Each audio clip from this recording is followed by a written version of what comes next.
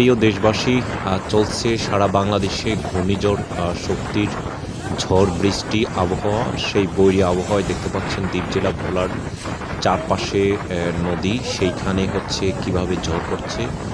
প্রতিটি লঞ্চ ৩ নম্বর সতর্ক থেকে ৪ নম্বর সতর্ক সংকেত, লঞ্চ চলাচল বন্ধ ভোলার সাথে আমরা দেখতে পাচ্ছি। এবং আমাদের একজন প্রতিবেদক সে ভোলার একটি এক ভাই দুই ভাই মাছ ধরার গেছে, নদীতে গেছে, কিন্তু জোয়ারের প্রচন্ড চাপে নৌকাটি এসে কাঁটার উপরে পড়ছে।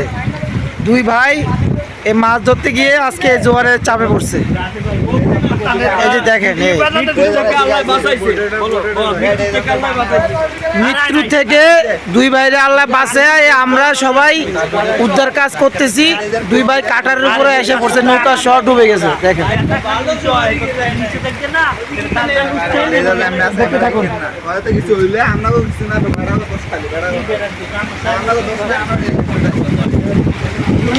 এই যে নৌকার বইটা এখানে ডুবে গেছে। এক ভাই তারের উপরে এসে পড়ছে।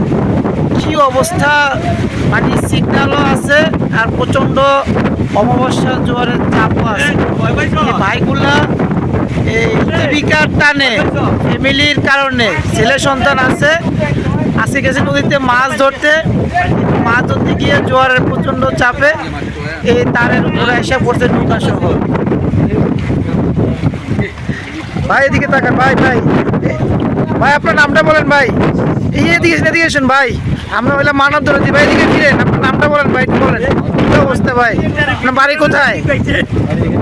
বাড়ি এখানে কি লক্ষ্মীপুর মজুরিঘাট? আচ্ছা ঠিক আছে ভাই, কোনো সমস্যা না, আপনারা সাহস রাখেন, আমরা আপনাদেরকে উদ্ধারের ব্যবস্থা করবো কিছুক্ষণের মধ্যে। ধন্যবাদ।